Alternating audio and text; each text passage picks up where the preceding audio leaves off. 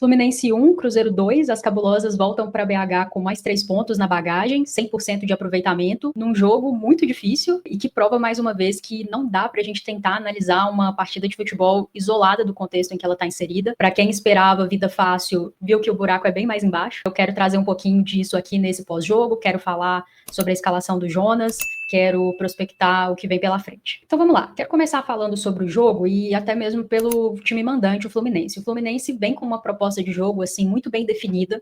A ideia claramente era primeiro se defender. Então, até mesmo pelo esquema tático, o Fluminense vem com uma linha de 5, o Fluminense não faz muita questão de ter a bola no primeiro tempo, todo mundo muito aplicado ali taticamente para fechar bem os espaços, se defender bem. E, por óbvio, a ideia era esperar um erro do Cruzeiro e, diante desse erro, recuperar a bola e fazer uma transição rápida para buscar o gol. E, por outro lado, a gente tem o time do Cruzeiro, que naturalmente já é um time que gosta mais de ficar com a bola, independente do adversário, e aí ficou muito confortável para ter a bola nesse jogo de quarta-feira, porque o Fluminense realmente não fazia muita questão. Um time que vem num esquema tático diferente, num 4-2-3-1, com a Isa Chagas pela esquerda, a Fretes ganhando oportunidade de iniciar pela direita. Ele vem com uma dupla de volantes, a Zóio tendo oportunidade de estrear, a Gisele como segunda volante e se associando muito pela esquerda junto com a Chagas. A Gisele joga também como lateral esquerda, então foi muito perspicaz do Jonas, na minha opinião, porque ele desloca a Chagas, a gente sabe que ela tem essa capacidade de fazer a lateral esquerda também, mas por óbvio ela é lateral direita de origem, então muda, né? Muda bastante. E aí acho que foi muito inteligente da parte do Jonas ter colocado a Gisele por ali, porque conseguia fazer essa dobradinha com ela, e acho que talvez até também pela proposta do Fluminense, que não agrediu tanto assim, é óbvio, mas o que a gente pode dizer é que o teste foi bem sucedido. Isa demonstrou ótima capacidade de jogar pela esquerda, assim como tem sido pela direita, ou como uma zagueira, né? Ou como uma das 3 zagueiras. Ela tem se mostrado muito versátil nesse início de temporada. E do meio para frente, muita qualidade, né, gente? Então, ali numa linha de 3, as Gabis junto com a Bianca, e naturalmente, como a gente já tem se acostumado, a Letícia como referência, muita qualidade desse quarteto, capacidade de flutuação, capacidade de mudar de posição, velocidade, principalmente com o Gabi Rodrigues, nossa Gabigol, infiltração na área. Então, em tese, um time que tinha tudo para ser extremamente contundente ali no último terço, para criar muitas chances, finalizar muito ao gol do Fluminense. Na prática, a gente não viu tanta contundência assim. E aí é o que eu falo de contexto, né? Eu acho que antes mesmo da partida começar, quando a gente via as equipes ali naquele momento, pós-aquecimento, pós-hino nacional, aquela rodinha das atletas ali, era muito claro na transmissão, tanto que o gramado estava alto, assim, a chuteira afundando completamente no gramado. E conforme a partida começou e a gente vai vendo os lances, fica muito claro tanto que o gramado atrapalhou, principalmente o Cruzeiro, por ter vindo com uma proposta que já é natural dessa equipe, de tentar construir um jogo mais associativo, com trocas de passes. O Cruzeiro aposta em zagueiras que sabem sair jogando, então vocês podem observar que tanto Paloma quanto Isa, aliás, Paloma é volante de origem, então tem qualidade no passe, né? Isa Haas também, muita qualidade para sair jogando, construir desde ali da zaga, e por óbvio que o gramado atrapalhou demais o time do Cruzeiro a colocar em prática aquilo que na teoria a escalação e a formação tática indicavam. Então, assim, o Cruzeiro tinha muito a bola durante todo o primeiro tempo, eu acho que o Cruzeiro sofreu muito pouco no primeiro tempo, mas foi aquele tipo de posse de bola um pouco infrutífera. E normalmente quando a gente fala de posse de bola infrutífera, a gente tá falando aí talvez de uma ideia de jogo do treinador que não tá legal, uma estratégia que não tá funcionando, ou as atletas não estão conseguindo executar de maneira correta aquilo que é o plano de jogo do time, então fica aquela posse de bola meio morna.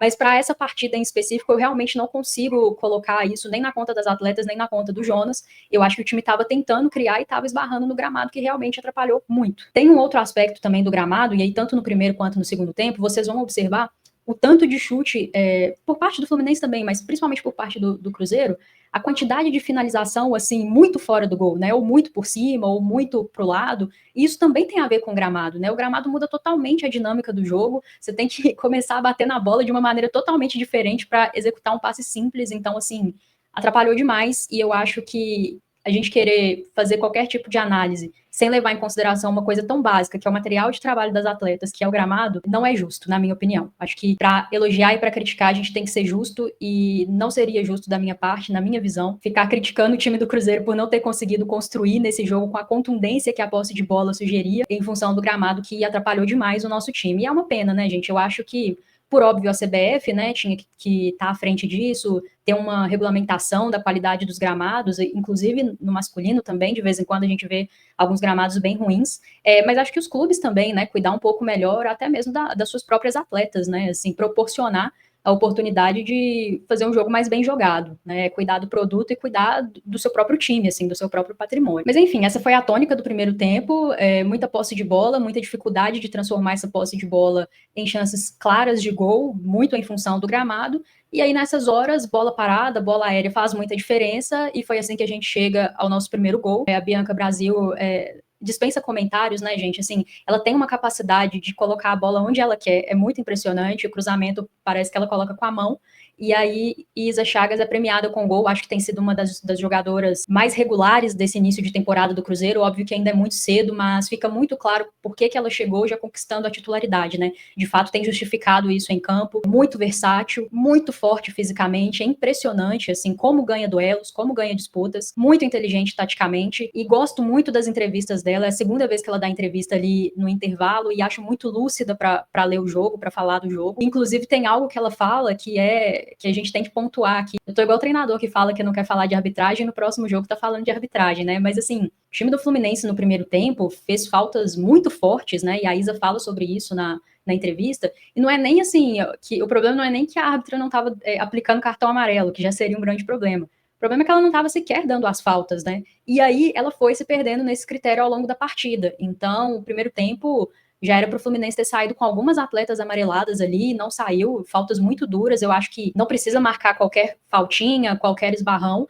mas quando é falta, né, gente? E é aquilo, se você não marca uma falta dura, as atletas vão escalando. É normal, assim. Entende-se que esse é o critério. Então, daqui a pouco você perde o controle do jogo. Eu achei isso, assim, por mais que não foi uma partida que teve um grande erro de arbitragem, um lance capital que definiu o jogo, esse tipo de falta de critério é o que eu sempre falo aqui, é o que vai enervando todo mundo envolvido no jogo e, querendo ou não, impacta sim, né? Então, a própria Sorriso, que faz um belíssimo gol no segundo tempo, né? Assim, um chute de muita felicidade, ela poderia já ter saído amarelada do primeiro tempo, assim, fez algumas faltas muito duras. Sabe-se lá se o treinador manteria ela amarelada no campo, né? Talvez quando sai aquela falta sequer estivesse ali para bater. Então, assim, são as nuances do futebol, né? E como a arbitragem impacta direta ou indiretamente no resultado. Mas, enfim, fazendo essa nota, mais para dizer que acho que a Chagas foi premiada por esse gol, por tudo aquilo que vem construindo ao longo dessa curta trajetória no Cruzeiro, mas muito promissora, né?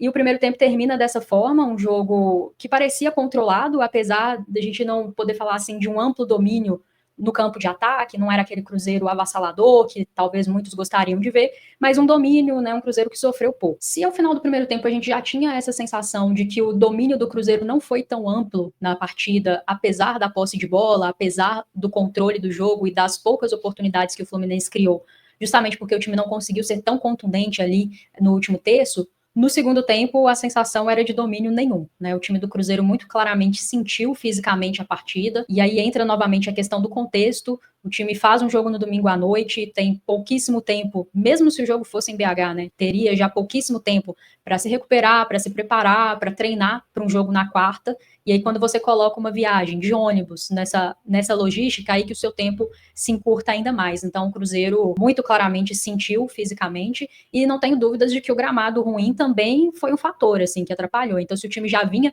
de uma mini maratona, né, por assim dizer, dessa logística de domingo até quarta-feira, o gramado ali no primeiro tempo foi a cerejinha do bolo para que o time fisicamente sentisse muito no segundo tempo.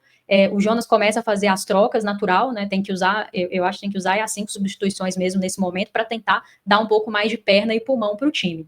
E aí eu quero fazer só uma nota aqui, assim, porque eu gostei muito da escalação do Jonas para esse jogo. Eu quero falar um pouco mais sobre a espinha dorsal do time, no meu entendimento, e ele colocou a espinha dorsal nessa partida. Eu gostaria muito de ver isso daqui para frente com regularidade. Mas aí a primeira substituição que ele faz, ele tira a Zoe e coloca a Bedói. Eu até acho natural que a Zoe não tenha jogado o tempo inteiro, porque foi a primeira partida dela no ano conosco, provavelmente ainda não tem aquele ritmo de jogo, deve ter sentido aí também a questão física. Na minha cabeça, pelo que o jogo apresentou, talvez o contrário faria mais sentido. Ele começar com a Bedóia, que é uma jogadora que ali enquanto primeiro volante, ela tem característica de construir um pouco mais o jogo e de chegar mais no último terço, né? Então, para quem gosta, famoso box to box.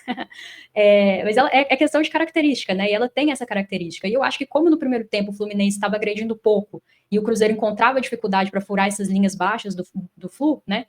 Acho que se tivesse começado com a Bedoya, era uma jogadora a mais nesse momento de construção, né? Nesse momento de chegar até a área ofensiva. E no segundo tempo, que é quando justamente o Fluminense começa a gostar um pouco mais do jogo, começa a querer ficar um pouco mais com a bola, talvez faria mais sentido colocar a Zóio, porque ela é uma primeira volante de característica realmente mais clássica, aquela mais defensiva, que vai proteger muito bem a sua área, então, assim, a sua linha defensiva, né? Então, só esse pequeno detalhe aí, essa pequena troca que eu faria, até em função de estratégia, né? Mas eu também não sei se ele sabia ou imaginava que o Fluminense viria com uma linha de 5, viria tão baixo assim, enfim, né? Mas é só esse pequeno detalhe que eu mudaria na escalação inicial.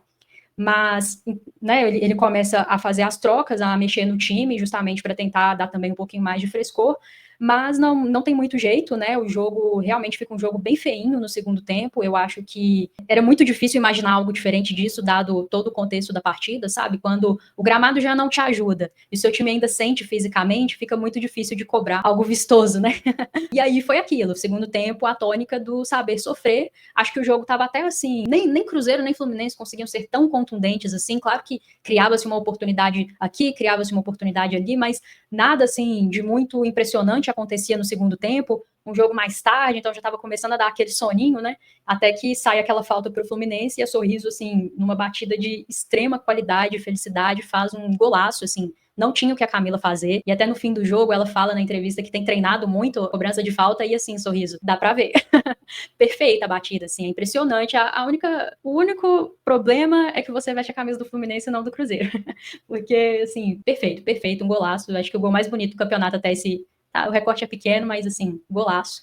E aí, naquele momento, é um gol que sai, assim, ali mais ou menos na metade do segundo tempo, um pouquinho depois, né?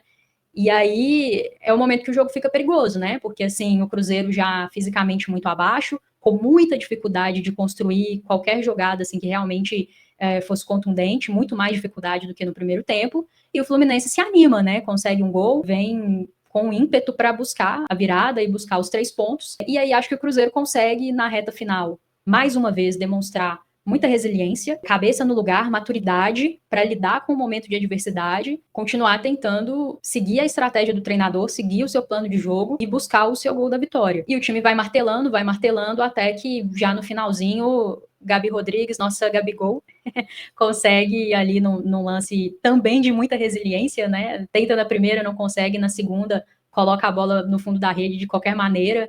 E o Cruzeiro, mais uma vez, pune o seu adversário nos minutos finais, né? Gera no seu adversário aquele sentimento de, poxa vida, né? Tava tão perto a vitória, ou tava tão perto o ponto, né? Mas o Cruzeiro vai lá no final e conquista o resultado. Eu acho que isso é muito grande, sabe, gente? Eu acho que você conseguir, por 2 partidas em sequência, conquistar os 3 pontos, saindo de circunstâncias adversas, e é óbvio, né, são circunstâncias adversas diferentes, mas no caso desse jogo contra o Flu, um momento em que o time já estava sentindo muito fisicamente, realmente não vivia o seu melhor momento na partida quando sofre o gol, consegue buscar essa superioridade no placar novamente, na resiliência, na raça, né, às vezes se não vai na técnica, tem que ir na raça, tem que ir em você acreditar até o final que tem essa capacidade. E mais uma vez, né, esse grupo mostra isso, assim, que se tem uma coisa que não falta nesse grupo é o acreditar uma na outra, né, e o acreditar até o final que elas têm capacidade de buscar qualquer resultado, independente da circunstância que o jogo coloca. Então, é a segunda vez que o resultado positivo vem, mas é a terceira vez em sequência que esse time encara de frente com muita maturidade, assim, uma grande adversidade numa partida e consegue se superar. Então, isso é um sinal muito positivo, assim, para um grupo que está sendo formado agora, né? A gente sempre tem que lembrar disso. O elenco foi reformulado logo, a gente ainda está na fase de encontrar o time dentro desse elenco. As coisas no futebol não acontecem igual no videogame, onde você simplesmente escala ali as melhores jogadoras e naturalmente a coisa vai acontecer. Exige entrosamento, exige encaixe, exige lidar bem com diversas circunstâncias, né? Tem um adversário do outro lado que é muito preparado e que quer muito também. Então, mesmo não estando ainda naquele momento ideal da temporada, o Cruzeiro vai se superando, o Cruzeiro vai punindo o adversário, o Cruzeiro vai buscando os 3 pontos nas partidas em que ele tem a responsabilidade de buscar os 3 pontos, né? Nas partidas em que ele se quer realmente um algo a mais no campeonato, precisa buscar os 3 pontos. Então, é algo de diferente que a gente está vendo nesse grupo esse ano. Eu falei isso no pós-jogo contra o Grêmio, assim, talvez se fosse em outros momentos, a gente tomando aquele gol ali da Sorriso, não teria tido forças para buscar. E é óbvio, né, gente, às vezes a bola simplesmente não entra, mas tem também a questão da confiança, né? Eu acho que é um processo que vai se retroalimentando, elas acreditam, elas tentam mais, o gol sai, isso dá mais confiança, para amanhã, quando tiver uma partida e a circunstância estiver difícil, você se lembra que você já conseguiu buscar em outros momentos, tenta mais, acredita até o final e eventualmente vai lá e consegue. Então, a gente está vendo esse processo acontecer aqui e eu estou muito feliz e muito satisfeita de ver que o time parece que rompeu uma barreira anímica mesmo, assim, de confiança, uma barreira mental, talvez, psicológica, de realmente não abaixar a cabeça mesmo quando sofre um gol, mesmo quando a circunstância não está a nosso favor. E para um time que pretende coisas grandes, isso é muito importante e isso é difícil de construir, sabe, gente? Assim, isso leva muito tempo. Então, eu acho que é crédito, assim, dessa diretoria, dessa comissão técnica, das atletas que já estavam aqui. Eu acho que quando você apanha, né, no futebol, isso vai te ensinando, isso vai te fazendo crescer. E aí, obviamente, as atletas que se juntaram também esse ano, muitas delas extremamente experientes, né? E a gente vê algo florescendo nesse grupo. E eu tô muito otimista para ver o que vem pela frente, assim, acho que futebol é um esporte, no fim das contas, alguém vai perder, alguém vai ganhar, a gente não vai ganhar todas, né, a gente não vai ganhar todos os campeonatos, mas eu acho que tem algo muito especial acontecendo nessa equipe e que pode deixar o cruzeirense otimista e, no mínimo, assim, você pode acreditar que até o final alguma coisa pode acontecer, então isso é muito bom, eu acho que isso é um primeiro passo para coisas grandes. E aí, para finalizar, eu quero falar bem brevemente sobre a escalação. Assim, não é nem muito a minha intenção ficar fazendo análise tática, acho que eu já até passei por alguns pontos enquanto eu falava sobre o jogo, mas eu quero falar sobre espinha dorsal. Como eu falei aqui no pós-jogo contra o Grêmio, para mim a tônica daquele jogo foi que o campo falou. Para mim, algumas coisas ficaram muito claras e eu disse que esperava, né, que o Jonas ouvisse o campo. E a escalação que ele traz para essa partida contra o Fluminense, que assim, nada indica que ele vai repetir contra o São Paulo, né, gente? A gente conhece o Jonas, sabe como ele trabalha, então eu não acredito que vai nem com o mesmo esquema tático, muito menos com o mesmo 11 inicial. Mas eu acho que para essa partida, ele colocou, e aqui eu quero falar das goleiras separadamente, tá? Porque eu acho que é um caso à parte nesse primeiro momento. Das 10 de linha, na minha opinião, ele coloca as 6 que nesse momento tem que ser a espinha dorsal desse time. Essas 6 sendo Chagas, Haas, Paloma, Gabi Soares, Bianca Brasil e Letícia. Por óbvio, eu colocaria a Marília também, mas como ela tá lesionada, eu prefiro não colocar, porque senão a gente tem que sair colocando um monte de gente e daqui a pouco a gente escalou o time inteiro. Então é um recorte do momento. Essas 6 atletas, e aí não é por preferência pessoal, todo mundo sabe as atletas que eu gosto, que eu admiro, assim, né? Não preciso fingir que isso não existe, mas não é sobre isso, é sobre o que nessas 4 partidas o campo tá dizendo pra gente. Nessas 4 partidas o campo tá dizendo que esse é o ponto de partida desse time, né? Isso pode mudar. Futebol também é momento, né? Então, alguém pode se destacar mais, ganhar posição, uma dessas atletas pode cair de rendimento, eventualmente você tem lesões, né? É normal. Então, isso faz parte da temporada e ter um elenco com grandes opções te ajuda justamente nisso. Mas no recorte desse momento, eu acho que o ponto de partida do time tem que ser essas 6 atletas de linha, elas têm que ser essa espinha dorsal, e para mim, só se realmente a fisiologia falar não pode jogar nenhum minuto, aí você, né, nem relaciona, então, né, enfim. Mas se tiver apta para jogar, por exemplo, 60 minutos, que comece o jogo e saia no segundo tempo, sabe? Se tiver apta a jogar 45 minutos, que joga o primeiro tempo e saia no intervalo. Mas para a gente encontrar o time dentro desse elenco e acelerar o processo de encaixe, de entrosamento e de ter um time realmente competitivo em todas as fases do jogo, eu acho que tem que partir daí, sabe? E fiquei muito satisfeita de ver. Acho que são as atletas que têm se destacado mais nesse início, que têm sido mais consistentes. E quando você traz consistência para o time, naturalmente, né, as outras 4 peças, partindo desse pressuposto, né, dessa espinha dorsal, essas outras 4 peças entrando num time que te dá mais consistência, né, que já tem um certo encaixe, elas também vão render mais naturalmente. Então eu acho que ajuda todo mundo e encurta esse processo de ritmo de jogo, de encontrar um entrosamento, de ser mais competitivo, assim, do início ao fim da partida. É algo que eu gostaria de ver, e aí, dentro dessa espinha dorsal, você pode mexer em esquema tático, você pode completar com as outras peças, dando oportunidade, né, para elas jogarem, para elas mostrarem seu futebol, para elas para além do treino, mostrarem também no jogo, né, quem sai à frente na busca por posições, e você também pode mexer em característica, então, que é algo que o Jonas faz e faz muito corretamente, assim, o futebol tem um oponente do outro lado, você precisa estudá-lo e tentar neutralizá-lo, então eu acho que ele tá super correto nisso, e se você trabalha com uma espinha dorsal,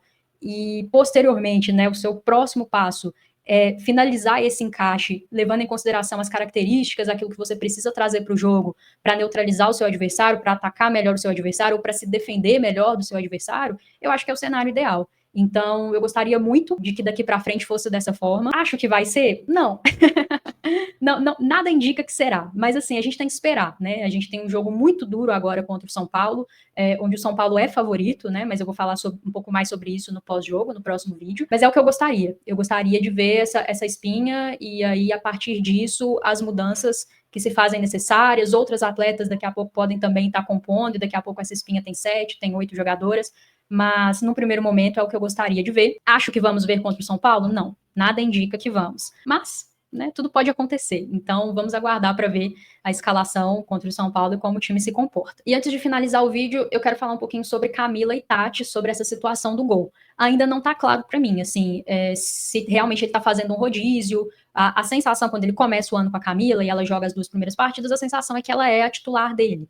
Então a Camila tem aquela infelicidade, ela é expulsa, a Tati joga contra o Corinthians, faz uma excelente partida, e aí, quando a Tati faz a partida contra o Grêmio, me deu a sensação de que ela ganharia sequência, eu chego a falar isso no vídeo. E ele retornando com a Camila, então eu já fico com a sensação de que talvez ele mantenha a ideia de que a Camila é titular, mas eu fico um pouco sem entender por que ela não jogou contra o Grêmio, né? Então ainda não tá claro para mim, eu acho que a gente vai ter que, se a Camila entrar novamente contra o São Paulo, eu vou entender que é isso mesmo, né, que ela é a titular, e aí não sei o motivo pelo qual ela não jogou contra o Grêmio, mas é uma situação que está um pouco ainda nebulosa, assim, eu acho que são 4 jogos e a gente ainda não conseguiu entender muito bem. Eu não acredito em rodízio de goleiro, assim, goleiro é uma posição que você precisa ter sequência, eu acho que para você fazer uma análise realmente justa, assim, do momento da fase do seu goleiro ou da sua goleira, você precisa dar pelo menos uns 8 jogos em sequência para avaliar, é uma posição diferente de qualquer posição de linha, assim, então precisa de ritmo, precisa de estar jogando, e nesse momento nenhuma das duas ainda teve condições de ter ritmo, né, então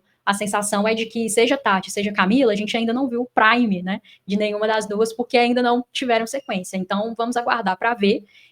Tendo a achar que ele vai dar sequência com a Camila, pelo fato dela ter entrado. Inicialmente, eu achei que ele daria sequência para a Tati. Como a Camila entrou, acho que ela vai ter sequência. Mas aí a gente descobre isso também no domingo contra o São Paulo. E é isso. No mais, espero que haja uma definição. Assim, não gostaria que fosse um rodízio.